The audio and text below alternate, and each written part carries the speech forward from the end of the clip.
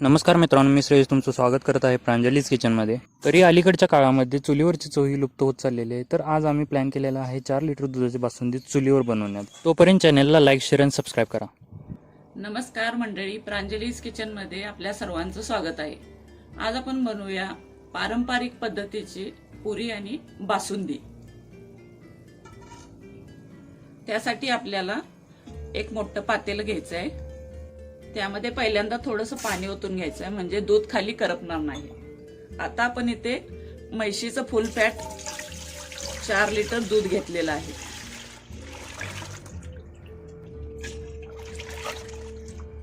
हे 4 लिटर दूध पातेल्यात ओतून घेतलं आहे. आता याला छानपैकी उकळी काढून घेऊया.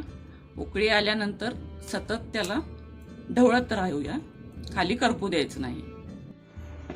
आपल्या दुधाला छान उकळी आल्या. आता याला ढवळत ढवळत राहूया. कडेन असं पातेल्याला अजिबात चिटकू द्यायचं नाही.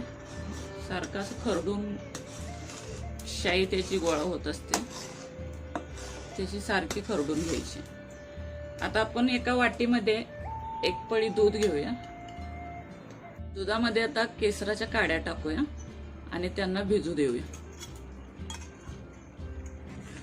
बासुंदी बनवत असताना मोठ्या जाळावर आटवलेलं जे दूध असतं ते एकदम पांढरी शुभ्र तकतकीत बासुंदी होते, आणि मंद आचेवर जे दूध आटवलं जातं ते अशी तांबूस कलरची कॅरमेल केल्यासारखी होत असते.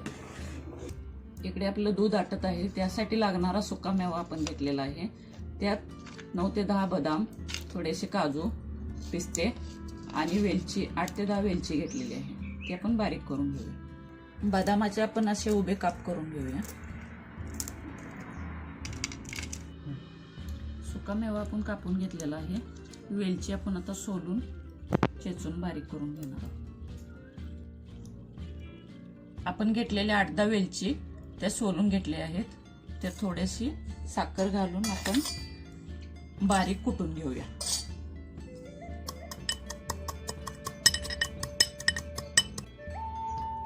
ही वेलची आपण बारीक कुटून घेतली आहे. हे सुके मेवे कापून घेतलेत आणि इथे मी मोठी 1 वाटी साखर घेतली आहे.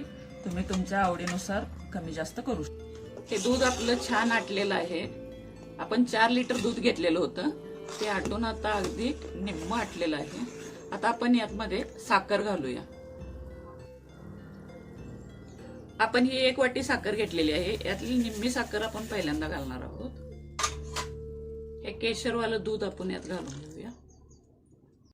हे मस्त असं एकसारखं हलवून घेऊया. आपल्याला याला थोडंसं अजून आटवायचं आहे.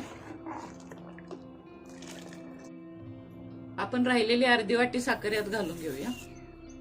हे ड्रायफ्रुट्सचे काप यात टाकूया आणि हलवून घेऊया. अजून थोडा वेळ याला आटवूया. आता आपली ही बासुंदी तयार झालेली आहे. यात आपण वेलची पावडर टाकून घेऊया आणि एक उकळी काढून घेऊया.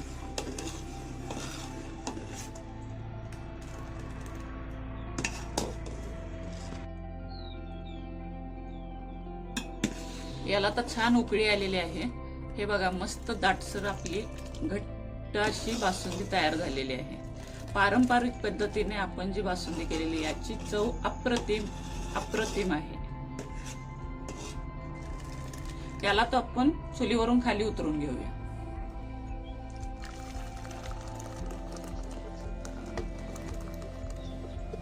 त्यावरती आता बदामाचे काप घालून थोडंसं गार्निशिंग करून घेऊया. थोडंसं केशर टाकूया. ही बासुंदी तयार झालेली आहे. आता आपण याला ताटामध्ये वाढून घेऊया. बासुंदी बरोबर पुरी आणि बासुंदीचं कॉम्बिनेशन खूप छान लागतं. त्यासाठी आपण ताट तयार करूया. ही रेसिपी एकदा नक्की ट्राय करून बघा आणि कशी झाली ती कमेंट करून सांगा. धन्यवाद.